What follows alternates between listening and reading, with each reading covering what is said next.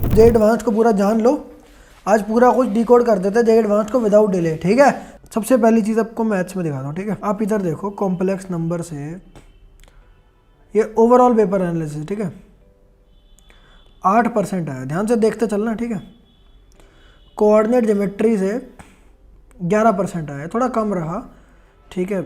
और इसके साथ में आपको एक चीज़ पे और ध्यान लेके जाना चाहता हूँ, वेक्टर CD 10। IIT दिल्ली के लिए आपको कितनी रैंक चाहिए थी इस बार, पता है?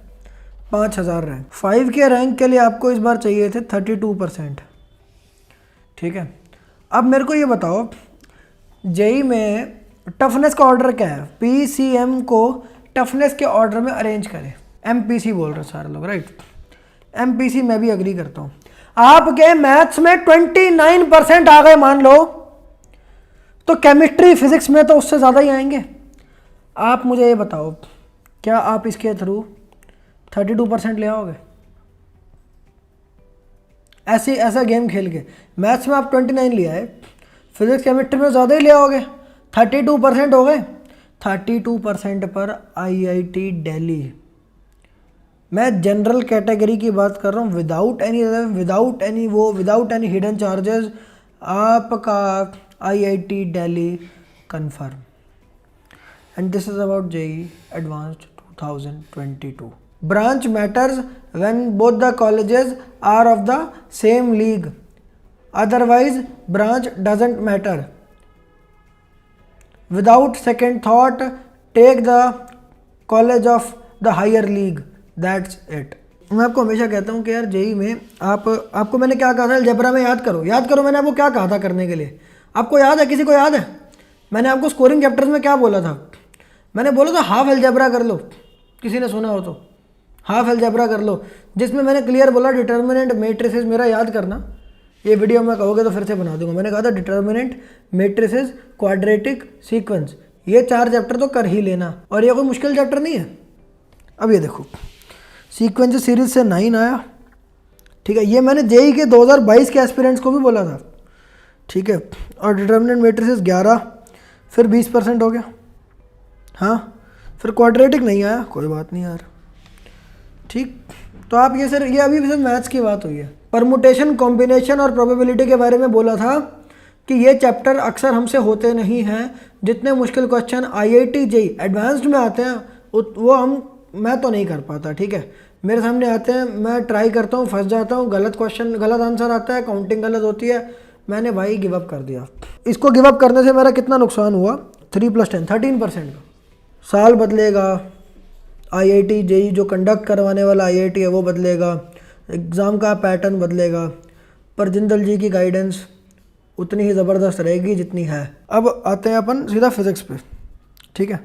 सबसे पहली चीज़ मैं जो मेरी स्ट्रैटेजी पहले बोल दूँ, मॉडर्न फिज़िक्स करा करो, ऑप्टिक्स करा करो और थर्मोडाइनमिक्स, ये 3 चीज़ें सबसे पहले, इजी एंड फ्री के मार्क्स। आओ देखें, तो मैंने बोला मॉडर्न करा करो और ऑप्टिक्स करो, थर्मल फिजिक्स बोल रहा, थर्मोडाइनमिक्स नहीं बोल रहा, कोई बात नहीं। इस बार वैसे ये थोड़ा सा अच्छा भी नहीं चला, एरर वेरर वैसे तो मैं कहता हूँ कर लेना, इसको तो लिख देता हूँ मैं, ठीक है। मैकेनिक्स में मैं फ्लूइड कहता हूँ बस, और ग्रेविटेशन कहता हूँ। फ्लूइड इसलिए कहता हूँ कि छोटा चैप्टर है, ग्रेविटेशन इसलिए कहता हूँ कि इलेक्ट्रोस्टैटिक्स की नकल है। अगर आपको इलेक्ट्रोस्टैटिक्स आता है ना, फटाफट से आप इसको कर लेंगे। इलेक्ट्रिसिटी मैग्नेटिज्म मैं कहता हूँ इसके बाद, ठीक है। अब यार क्या वो बहुत ही गंदा काम हो गया, तो यार इलेक्ट्रिसिटी मैग्नेटिज्म पूरे पेपर में छा गया। मैंने आपको छोड़ने के लिए क्या क्या बोला, ये बात करते हैं। देखो, रिजिड बॉडी डायनेमिक्स, रोटेशनल कहते हैं, बहुत ज़्यादा आता है। इस बार आया क्या, कितना आया? 8% आया। मैं तो रोटेशनल आपको कभी कहा ही नहीं करने के लिए, रोटेशनल। वैसे वो रोटेशनल से 4 क्वेश्चन भी आए थे कई बारी, आई एग्री, पर वो 4 क्वेश्चन आएंगे तो छोड़ देना यार, ठीक है। क्योंकि देखो कितना तो मैंने आपको छोड़ने के लिए वैसे ही कह दिया। फिर आप देखो SHM वैसे करना चाहिए, और इस बार ज़्यादा भी आ गया, पर एक बारी को मान लो कि आपका ये छूट गया, क्योंकि मैंने जिनकी प्रायोरिटी बोली थी उसमें नहीं था। क्योंकि भाई प्रायोरिटी करनी है, प्रायोरिटाइज करना है, तो किसी को ऊपर तो किसी को नीचे रखना ही पड़ेगा मजबूरन, ठीक है। उसके अलावा मैं हर चीज़ पे स्ट्रेस देता हूँ, तो यही 2 चीज़ें हैं। प्रोजेक्टाइल मोशन भी वैसे आता ही है, सबको आना भी चाहिए, पर फिर भी चलो।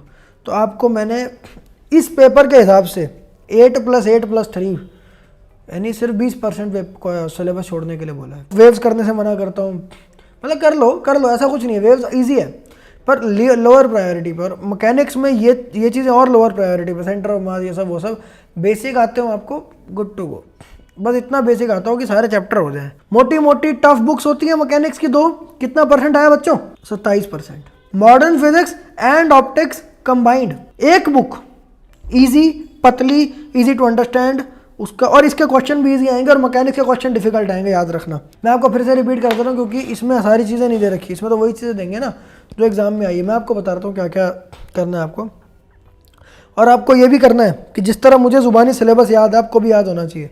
आपको मैकेनिक्स में ग्रेविटेशन, फ्लूइड मैकेनिक्स और प्रॉपर्टीज ऑफ मैटर करना है, ठीक है। उसके अलावा आप ये एरर वगैरह ये जो होती है ना, बेसिक एक्सपेरिमेंटल फिजिक्स एटसेट्रा, ये सब कर लेना। फिर आपको ऑप्टिक्स करना है, optics and wave optics both. और फिर आपको करना एक और सबसे इंपॉर्टेंट जो चीज़ होती है, सबसे इंपॉर्टेंट, वो है आपकी मॉडर्न फिजिक्स। उसके बाद थर्मोडायनेमिक्स है, ऑल्दो इसमें नहीं आया पर इसका मतलब नहीं आगे नहीं आएगा कभी, ठीक है। मॉडर्न फिजिक्स और थर्मोडायनेमिक्स और ऑप्टिक्स, ये तीन चीज़ें तो बहुत ज़्यादा स्कोरिंग और निहायत ही ईजी है। मैकेनिक, अब आप अगर इलेक्ट्रोस्टैटिक्स और ये सब कर लेते हो तो आपको ग्रेविटेशन लगेगा, इसी के अंदर से एक और सब चैप्टर है इसका, वो भी हो जाएगा।